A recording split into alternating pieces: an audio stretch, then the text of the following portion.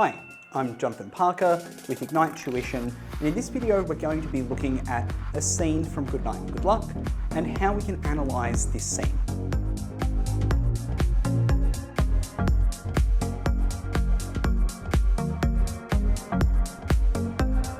So the scene that we're going to be considering in this video is the very final scene of the film, which harkens back to the opening scene of the film as well. And it's worth keeping that opening scene of the film in mind as we look at this final scene.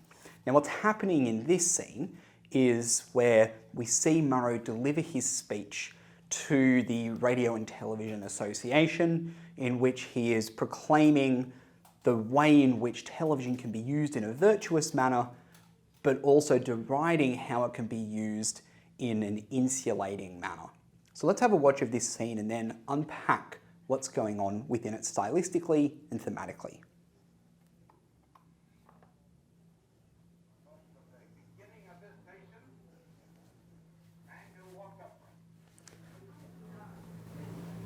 No matter who he is or who she is, he can walk upright and meet his friend or his enemy.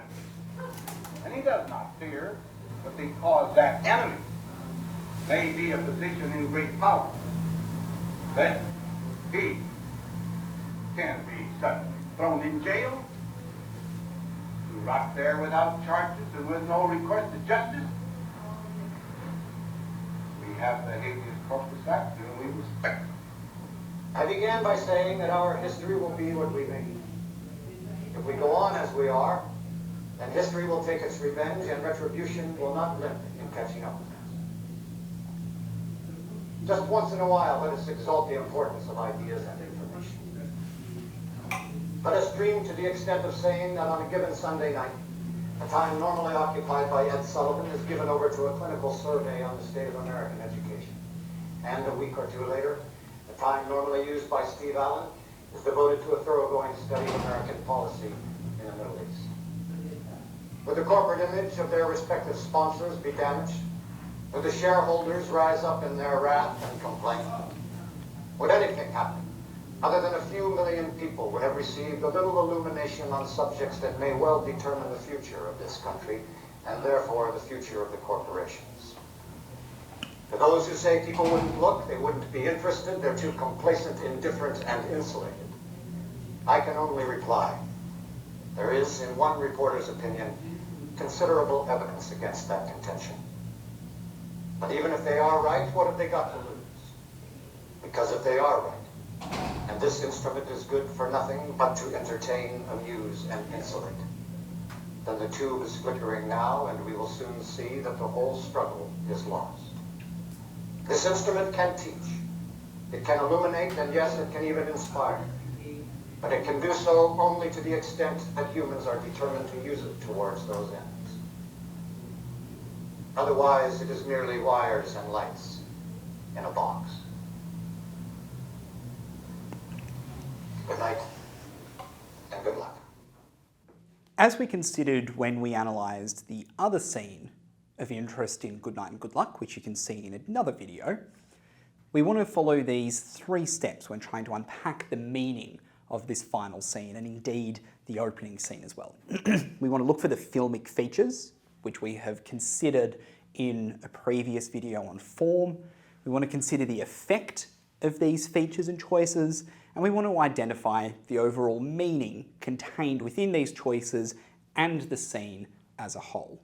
What we have in the very opening scene is this view of Murrow in darkness. Clooney uses chiaroscuro lighting, the interplay between light and shadow, to visualise the notion of truth concealed and revealed. Our first glimpse of Murrow in 1958, in the opening scene of the film, is his shadow. However, his emergence into the light to deliver his speech, as we see in the final scene of the film, illuminates Murrow's status as a fearless truth teller. And Murrow uses very critical, pluralised language to accuse his audience and us of complicity in the failure of political deception.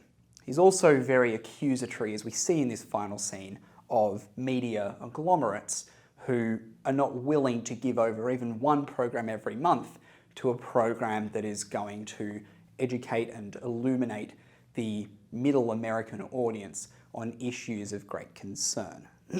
Now, in the final scene, in this prolepsis to the 1958 moment, what we can see is how Murrow really becomes a surrogate for Clooney himself. And this framing device typifies Goodnight and Good Luck's didactic message.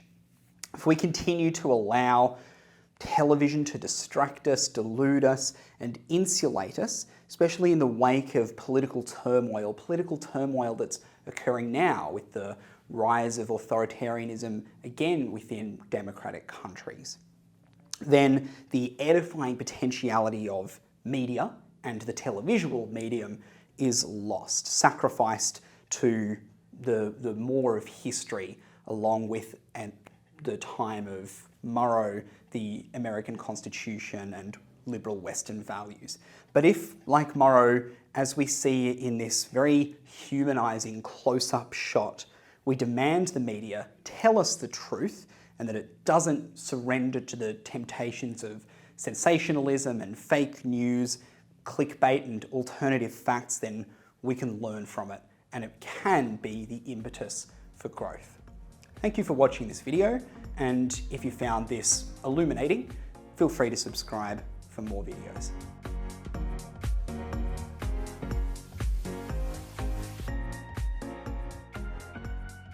Hey guys, thank you so much for watching. If you do like the content, subscribe to our channel and we'll have more videos coming your way. That's right, guys. Thanks for watching, and please make sure you check out our online resource database. We've had a team of state rank achievers and heads of English put these together for you, covering everything from essay structures and examples all the way through to craft of writing and comprehension skills. So check them out at ignitehse.com.au, and we look forward to seeing you in the next video.